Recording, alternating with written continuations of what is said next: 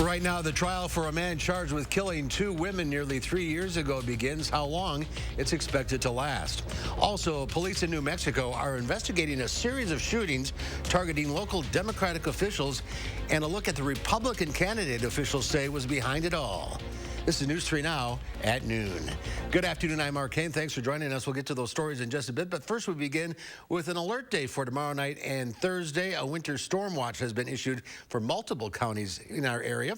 Let's head out to the weather patio. Meteorologist Kelly Slifka has a look at your certified most accurate forecast. Hi, Kelly. Yeah, Mark, we haven't had to deal with too much winter this month, but it looks like we do have some wintry weather headed our way, especially by tomorrow night going into Thursday. Right now, the Weather Service has winter storm watches in effect for the counties north and also west of Madison. This goes in effect tomorrow evening right through Thursday. I wouldn't doubt if they'll continue to expand these to the east as we get closer to the event. Of course, we still got over a day to plan for this, as this winter storm will be taking effect, and it's still a long ways away, but it will eventually move our way. So we do have an alert day. This comes in effect tomorrow, and we're expecting the snow to get going probably tomorrow evening after dark. That's the good news. Right now on our radar, we've had a few sprinkles here and there, maybe a flurry or two, but that should be about for this afternoon.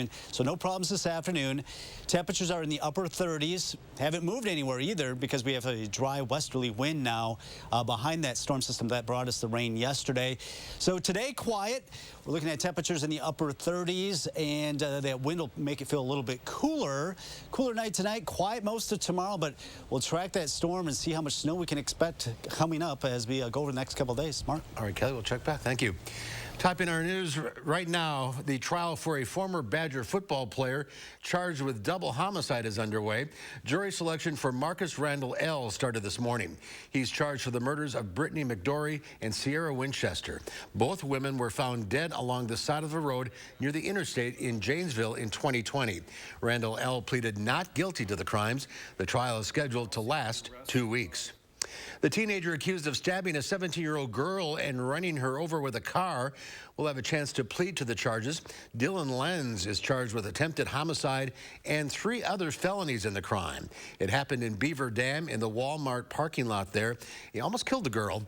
He told police he was worried that he'd get in trouble for stabbing her, so he tried to kill her with his car, saying, quote, "I wasn't thinking. My body just took over." Lenz has a $150,000 bond. His arraignment is scheduled for 1:30 this afternoon. The UW Police Department is giving the all clear after a suspicious package was found near the UW biochemistry labs this morning. According to a WISC alert sent at 8:38 a.m., a suspicious package was found outside the building at 433 Babcock Drive. Officers examined the package and determined there was no threat to the area. At 9:18, a second WISC alert indicated that the scene was all clear. Police in Albuquerque, New Mexico say a Republican candidate who lost his bid for a state house seat in the November elections is the man behind a series of shootings at the homes of elected Democrats. Skylar Henry has more. A SWAT team took 39-year-old Solomon Pena into custody in Albuquerque, New Mexico Monday. Police called him the mastermind behind a series of shootings targeting the homes of 4 local Democratic officials that began in December. Police say the former Republican candidate conspired with 4 men to commit the crimes. Solomon Pena reached out and contracted someone for an amount of cash money to commit at least 2 of these shootings. The addresses of these shootings were communicated over phone. Police say in one case, Pena went with the men to the home of a state senator and tried to use an AR handgun, but it malfunctioned. Pena has a criminal history. Lawmakers in New Mexico tried to bar him from running for the state house seat after he served prison time for burglary and larceny convictions. Investigators say Pena complained he felt the election was rigged, posting back in November that he stands with Trump and he never conceded his race. The Democratic mayor of Albuquerque called these shootings an example of radicalism. They were dangerous attacks not only to these individuals, which is personally the most terrifying for them, but fundamentally also to democracy. That is why this is so terrible. No one was hit in any of the shootings. Skylar Henry, CBS News, Washington. In one case, several bullets passed through the bedroom of a state senator's 10-year-old daughter. Well, now to the discovery of those documents marked classified at locations linked to President Biden and the serious questions this raises. House Republicans want answers, including a list of who visited President Biden's Wilmington home, where 5 more pages marked classified were discovered last week. Former acting CIA Director Michael Morrell says presidents and vice presidents can take classified documents home with little accounting of what they have and where. Cut slack because of who they are. And I think that's what has to end. Somebody needs to be put in charge of knowing what information has gone to the residents and making sure that that information comes back. Under the Presidential Records Act, all government documents from an outgoing president or vice president, both classified and unclassified, must go to the National Archives. The special counsel begins his work as early as this week to find out why President Biden's classified documents were not at the archives. It looks like for the 3rd year in a row, COVID-19 will be the 3rd leading cause of death in the U.S., behind heart disease and cancer. That's according to preliminary data released from Johns Hopkins University. That's despite early data suggesting there were significantly fewer COVID-19 deaths last year than there were in the first 2 years of the pandemic. Preliminary data shows more than 267,000 people died of COVID last year. The data is still in the works of being completed, as many states are still reviewing death certificates and refining their reporting. Right now, Chicago fire crews are investigating a massive warehouse fire on the city's west side. Witnesses first reported flames coming from the building early this morning. More than 100 firefighters responded to the scene, and crews say the building sustained major damage. At one point, the roof collapsed. No injuries reported. It's unclear what caused the fire. If you're going to play in Texas, you got to have a fiddle in the band. But what if you're going to play in Wisconsin? Well, that question will be answered at the State Fair this summer. Alabama, famous for country music hits like Mountain Music and Dixieland Delight, will kick off the opening night of the fair on August 3rd.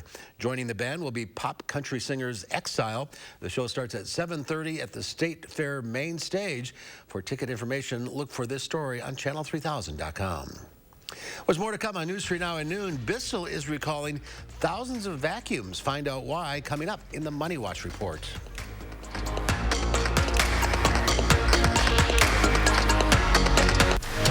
You're watching News 3 Now at noon.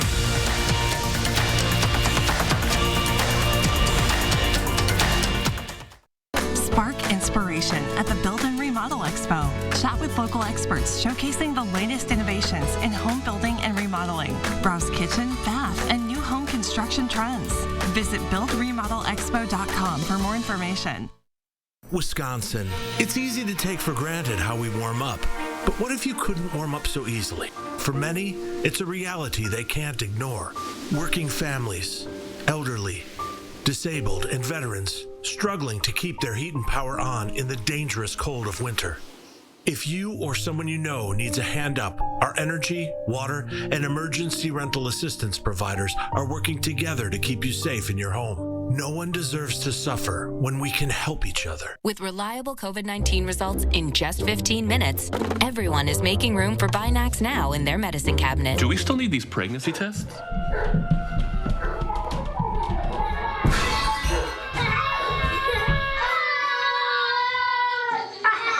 Yeah, no. Out with the old, in with the #1 COVID-19 self-test in the U.S.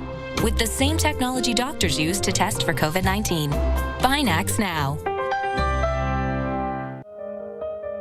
Lake Ridge may be a new name, but it isn't a new bank. It's one built on over a century of community commitment. One equipped with all the knowledge and resources of 145 collective years of experience. Monona Bank and State Bank of Cross Plains are coming together as one.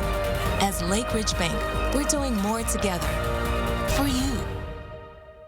This is Connie Ryan of Ryan Funeral Homes. While things have changed, it's still necessary for families to stay connected. And when it comes to the loss of a loved one, it's important to process and grieve and honor your loved one in a way that keeps everyone safe. We're doing this through intimate services and private virtual streaming so your family can be part of the service no matter where they are. Ryan Funeral Homes are here with your safety in mind and compassionate care in your time of need. Surgenian's landfill-free guarantee has kept more than 20 million pounds of commercial and residential carpet and pad from area landfills. Visit Madison's largest showroom of flooring options, including eco-friendly products. Local, sustainable Surgenian's.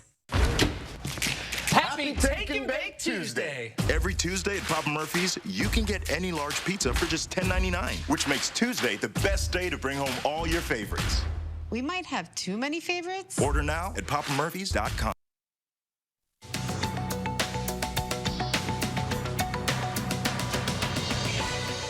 The annual World Economic Forum kicked off in Davos, Switzerland Monday with around 2,700 business leaders, heads of state, and government officials. U.S. Special Climate Envoy John Kerry is also attending.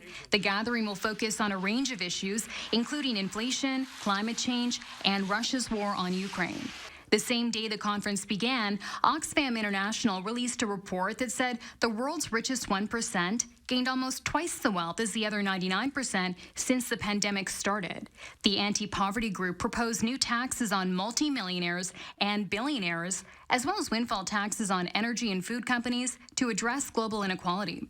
Bissell is recalling more than 60,000 of its cordless multi-surface wet-dry vacuums due to a fire hazard.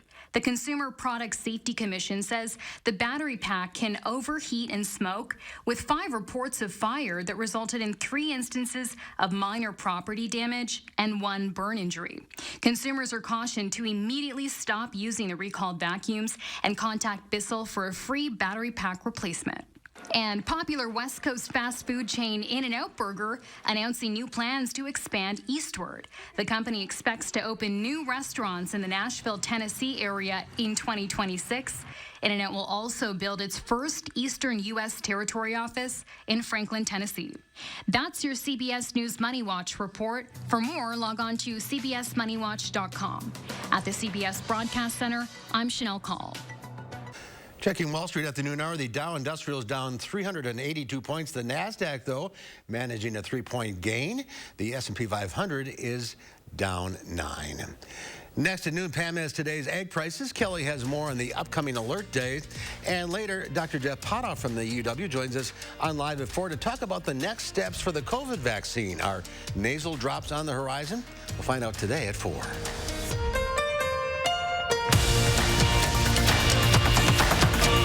Do you have a coffee smile? Drinking coffee causes yellow teeth for thousands of people just like you. And whitening toothpaste just doesn't make those stains go away. Introducing Power Swabs, the first teeth whitening system that lifts coffee stains off your teeth in less than 5 minutes without whitening strips or trays. The Power Swabs were so easy to use. I don't have to have strips sitting on my face for an hour. I don't have to have a foam tray where I feel like I'm going to gag or I'm going to go play football. I've tried like every over-the-counter whitening because, you know, I'm one of those people that's like obsessed with white teeth. So with the strips I've used in the past, most of them are like you got to leave it on for 30 minutes and the whole experience is just not comfortable. But with Power Swabs, I just snapped it open and rubbed it on and it was good to go. This didn't sting, it didn't burn, it didn't have an aftertaste. It was just a swab and I just got to rub it on my teeth, and that was it. The Secret is a tooth detergent and whitening agent developed by Dr. Martin Ginneker that lifts stains off of your teeth. Power Swabs remove stains on natural teeth, veneers, bonding, caps, and crowns. The best part is you just swab your teeth for 5 minutes and you'll have whiter teeth. No more sitting at home with a whitening strip or tray in your mouth for 30 minutes twice a day. When I use these whitening strips, I noticed when I would drink, I would get this crazy sensitivity. It would go right to my brain, and I'm like, I hate this. So why do I have to go through the monstrosity of this pain just because I want to whiten my teeth? With Power Swabs, there was zero sensitivity. Within the first day with the Power Swab, I noticed there was a difference. I really love the fact that you're able to go individually on each tooth and make sure that it's going to be wider. Call for your 5-minute solution to whiter teeth. Whiten your teeth this new year by ordering Power Swabs and receive up to 50% off the regular price. Yes, 50% off the regular price. Shipping is free, plus you'll receive a free quick stick pen. Visit powerswabs.com or call the number on your screen. Please welcome Michael Chiklis. I grew up in a big, huge Greek family. People think I have a raspy voice from smoking, but it's really from yelling to be heard. Then I stirred up with the Scotto sisters. On the next Jennifer Hudson Show at 3. Say cheers to free beer at 26 local bars and breweries. Tomorrow, we'll tell you how it works. Plus, question of the day has your chance to win Restaurant Week bucks. And we'll have an update on our winter storm. Join us tomorrow morning between 4:30 and 7. The Farm Report is sponsored by Blaine's Farm and Fleet. Well, let's check in now with Pam Yankee from the Midwest Farm Report as we kick off the trading week. That's right, exactly. And it's been an interesting trading week. The news already this morning was about China and basically their flatline when it comes to population growth and also a softer GDP than the world had come to expect. Now, I was teasing one of my brokers this morning. I talked to John Heinberg from a commodity firm in West Bend, and I said, I suppose everybody's going to pivot from China being the focus of our attention to India. And he said, well, there will be those conversations, but he said, obviously, China's still a major player. But I'm happy to report that our commodities have rebounded just a little bit from a softer opening this morning. Right now, the only thing that's still in the red ink is the new crop soybeans. Some other agribusiness news for you from right here in our backyard. I want to send special congratulations to a lot of the young people that spent some of their time during their holiday break involved in different agribusiness activities, like our Wisconsin Junior Holstein Convention that was held up in Manitowoc this year. Congratulations to our outstanding Holstein boy and Holstein girl. Matthew Gunst of Dodge County, the outstanding Holstein boy. Lauren Seamers from Manitowoc County, the outstanding Holstein girl. And basically that is just a sign of young people that are particularly dedicated to the black and white, or red and white, I suppose, in that case, Holstein breed. And they were active up in their conference in Manitowoc. Also, we've got a new face on the Wisconsin Natural Resources Board. Governor Tony Evers promoting longtime dairy farmer from Viroqua, Paul Burr. He has an animal science degree from UW-Platteville and for a long time had owned and operated Rayber Holsteins. Paul Burr from Viroqua, new face on the Wisconsin Natural Resources Board. Speaking of new faces, we also have a new face at the Wisconsin Farm Bureau Federation. Jason Mugnahi is the new Executive Director of Government Relations, just in time for our upcoming Ag Day at the Capitol, which will be on the way in March. Dairy markets today in Chicago. The barrel cheese is up a penny, 171 3/4. 40-pound block cheese, 2 3/4 cents higher after the 3-day weekend at 202 3/4. Double A butter, though, down 3/4 cent, 241 3/4 per pound. But like you said, Mark, they're back to it after a 3-day weekend. Now I think a lot of people are just going to continue to pivot around weather, not just weather here, but weather in South America. Argentina, very, very dry. You know how those conversations go when it comes to the marketplace. It's summer down there. It is. All right, Pam. Thank you. Yes. A controversial culinary ingredient may be making a comeback. MSG, once widely used, the seasoning was shunned over perceived health concerns and social stigma. But recent research shows the flavor booster is safe to consume. Michael George explains.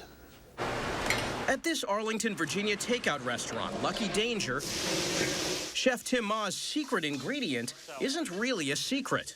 MSG is very little. It's a seasoning with a controversial history. Many Americans grew up hearing it's unhealthy or even dangerous to consume. But now some, like Ma, are challenging that idea. I will say, I think every dish has it in there. We actually sit it here on the wok station because it is the last component of every dish that goes out. Chef and author J. Kenji Lopez-Alt says the safety of MSG, or monosodium glutamate, first came into question in 1968 when a doctor wrote a letter to the New England Journal of Medicine titled Chinese Restaurant Syndrome. This wasn't a published study. There was a letter written to the journal by a doctor saying, hey, I've noticed when I go to Chinese restaurants and eat MSG-rich foods, I get these certain symptoms. After others reported similar symptoms, an MSG backlash began. The whole idea has some racist undertones as well. Some people still claim to experience symptoms such as headaches or drowsiness after eating foods containing MSG. But recent scientific research shows that when consumed in moderation, MSG is harmless. While MSG is often associated with Asian cuisine, it's long been an ingredient in American foods, from Campbell's soups and Heinz ketchup to KFC and Chick-fil-A. You never hear somebody say, I have Doritos syndrome or KFC syndrome. You don't hear about it as like a specific term the way Chinese restaurant syndrome is. The ingredient is now seeing a comeback, even in some unusual ways. All right, so this first one's just going to be our regular. Lopez Alt showed us how MSG can be used in cocktails. He set up this taste test. Oh, this is different. I'm going to guess that this is the one with MSG in it? Correct. I get that savory flavor you were talking about. Back at Lucky Danger, Ma's slogan is American Chinese by a Chinese American. Some people would say it might just be easier for you to avoid the whole thing and not use MSG. But then the food won't be as good. It's a very necessary ingredient for us. Michael George, CBS News, New York. And MSG triggers our fifth taste, umami, which is that savory and meaty quality. Our rare side in Iowa, a massive tornado touched down in the eastern part of the state yesterday. It's rare to see tornadoes and snow on the ground at the same time. This was the earliest a tornado has ever recorded in Iowa. The last time a twister touched down this early was in 1967 when 13 tornadoes were reported in southeast Iowa. Let's go look at your certified most accurate forecast. Meteorologist Kelly Slifka out on the weather patio. That is a strange sight. Yeah, it is strange, and that is part of the same system that brought us all the rain yesterday and kind of dreary weather that we even had this morning. If you were out a few hours ago, you could feel the dampness out there. But right now, the dampness has come down quite a bit, and that storm system is departing. But we do have an alert day. This is because of a storm system that's going to bring us more winter-like weather, something we haven't talked a whole lot about, at least for the month of January. We've still got about a day and a half to prepare for this system. It won't be affecting us until Wednesday night and Thursday. Widespread range of 2 to 6. I know that seems kind of broad, but that's because some folks, especially south of Madison down toward Janesville, is going to be more rain, so it'll be a wetter snow. And even between the south side of Madison to the north side, there could be an inch or two difference. So if you're down in, let's say, in Verona or Fitchburg, or even into Monona, your amounts might be a little bit lighter than, let's say, on the north side of Madison, up through Sun Prairie and DeForest, where they could see maybe upwards of 4 inches of snow. So it'll range quite a bit, even just across the Madison area. But all of southern Wisconsin will see some effects from the snow. Now, the heaviest snow looks to be falling basically northwest of the Wisconsin River, Sauk City, as you get up toward the Dells, possibly getting close to 6 inches. Already winter storm watch is in effect for that time frame going from Wednesday night into Thursday morning. So generally quiet through Wednesday afternoon. Once again, we got some time to prepare, maybe a flurry or two today. That rain, snow starts to move in after dark tomorrow afternoon or tomorrow evening. So the rush hour home, thankfully, looks to be okay tomorrow. It'll be tomorrow night going into Thursday. That'll be the main impact. So that rush hour commute going to work or school Thursday morning will definitely get impacted. So this storm system's still a long ways away. It's still developing over the desert southwest. It's kind of stumbling over the mountains. Usually they get organized as they move into the plains, and that storm system looks like it'll take a track right across the plains into southern Wisconsin. It looks like it'll be just southeast of Madison, so that'll put the heaviest snow band northwest of Madison, but we still will get some of that snow. Have had a few sprinkles around the area, not much in the Madison area. A few snow flurries up toward La Crosse and Viroqua, but once again, maybe a flurry or two this afternoon. That should be about it. Temperatures have not moved anywhere. Now, we have lost a little bit of that low-level moisture, so it's not that damp cold. It doesn't feel as cold as what it can when it's really damp out. The dew points are coming down a little bit, so not as much moisture in the air. But that will also allow us to cool off a little bit more tonight, expecting those lows to drop into the low to lower 30s. Tomorrow, though, most of the day dry. It won't be until after dark. We'll start to see that snow, rain, snow spread in from the south. Temperatures in the 30s. It'll be steady throughout the nighttime. Should start to taper off just in time for the rush hour, but there'll be enough snow on the roads to cause some problems. During the afternoon, it does turn colder as the snow starts to wind down. So we've got the alert day in effect basically tomorrow evening right through Thursday. That'll be the most impactful part of the storm system. Once again, some significant snow, or at least moderate snowfall across the area. Then it turns colder but drier just in time for the upcoming weekend, and just small chances of some light snow or flurries, it looks like, early next week. Well, good timing on the snow overnight. Yeah, overnight. The only problem is probably going to be that Thursday morning commute. All right. Thank you, Kelly. Yep. There's more to come on News 3 Now at noon. Up next, we'll see what Howard's working on in the Mr. Food Test Kitchen. Get ready to be surprised by how fast we can make a slow roasted classic. You won't want to miss this one.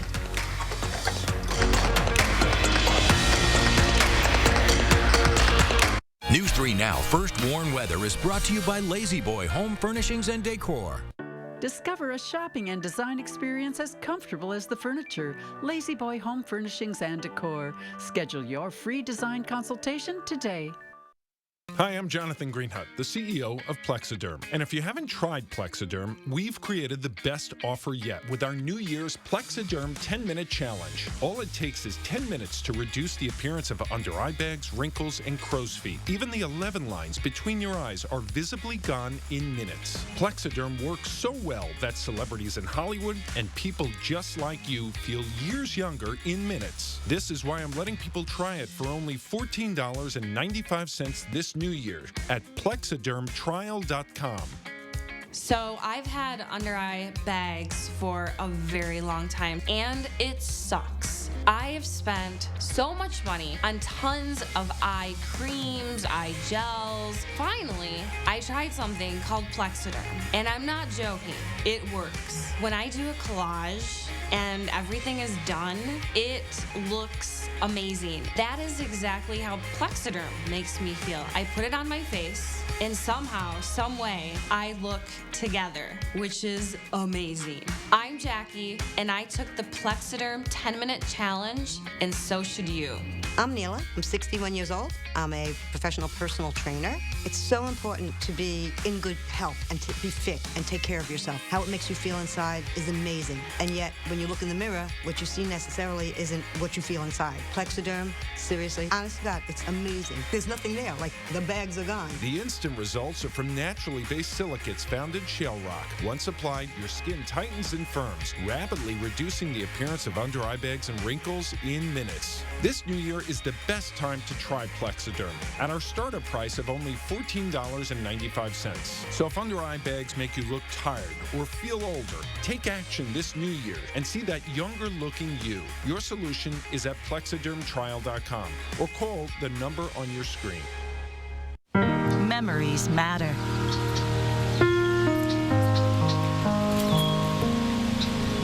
This bend on Cox Hollow Lake was one of Dad's favorite fishing holes.